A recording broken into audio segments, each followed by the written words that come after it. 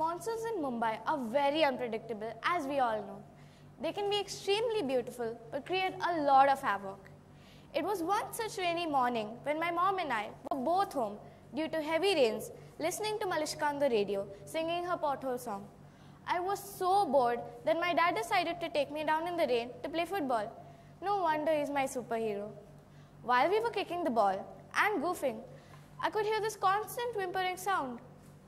This whimpering sound led me to a huge car, and under that car was a small little puppy, wet and sad because of the rain. And I have to tell you, it was love at first sight. This beautiful white little baby with the biggest beautiful eyes was looking at me, begging me to take it home. And so, I turned with my big beautiful eyes and I started begging my dad to let me take her home. I won't lie, but it took a while after I promised to take full responsibility of her that my dad gave in. I knew he would with my puppy eyes. So, we picked her up and took her straight to the vet. And then finally, I could bring her home. I named her Pixie, as the little hair falling on her face was like a pixie cut. And thus began the story of Pixie and me. We have shared many, many amazing moments together, and she has been a constant support whenever I have needed it. Once, when I had to write 5 essays and solve 7 math problems for homework, I got extremely stressed, as I thought I would not be able to finish all of it. So, I plopped down on the couch with a frown on my face. Almost immediately, Pixie came bounding up to me and rubbed herself in between my legs. This kind of made me want to pet her, and when I did, I felt all the strength and joy coming back to me. So I put aside my stress in that way and completed my homework. I even got an A+ in all 12 of my assignments. Last Monday itself, when my mom came back from her office, she was terribly tired and exhausted, as she still had a lot of work to do. So, she took a break and sat down to watch TV. Then, Pixie came bounding up to her and curled up in her lap. That made my mom want to stroke her, and then absent-mindedly she started doing that. When she did, she suddenly sprang up from the sofa and enthusiastically started doing her work. These experiences got me curious, as nobody's enthusiastic about doing work or office work or homework or anything for that matter. Yet, with her around, we seemed more energized.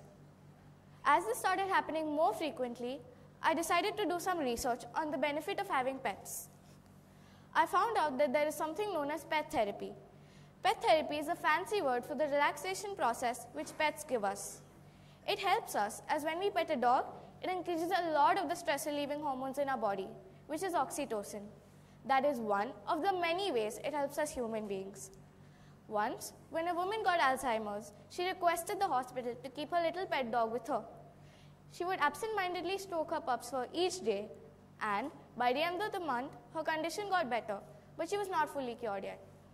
Doctors searched for things that could have possibly bettered the woman's condition, and they found out that it was her dog that helped her.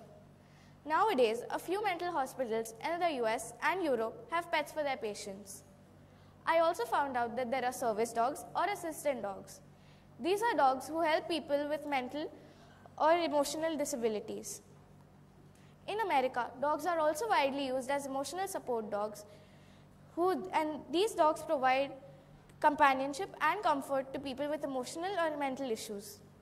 With my own experience and the research that I have done, I have realized that dogs can play a crucial role in making us feel better.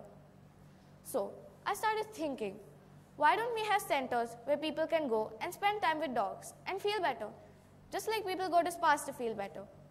We need to open up pet centers all across the cities where people can go and spend time with dogs or other animals for a fee. The animals at these centers can be rescued, and the money collected as fees could be used to look after their physical and emotional well-being. This would be really great for a lot of people who want pets but cannot get them due to various reasons. Number one, being their parents telling them no. Instead of spending time and money in a pet center, children can be encouraged to go and spend time and money in a pet center instead. Not only will the people who visit feel better, but also the pets will be taken care of. It will be a win-win situation for everybody. I envision a future where every neighborhood has a pet center, just like it has a spa. I envision a future where no animal is left to suffer on the road, and where we take care of these animals who are so willing to take care of us. This is an action I am ready to take, not for merit or credit, but for the benefit of individuals and animals together. Thank you.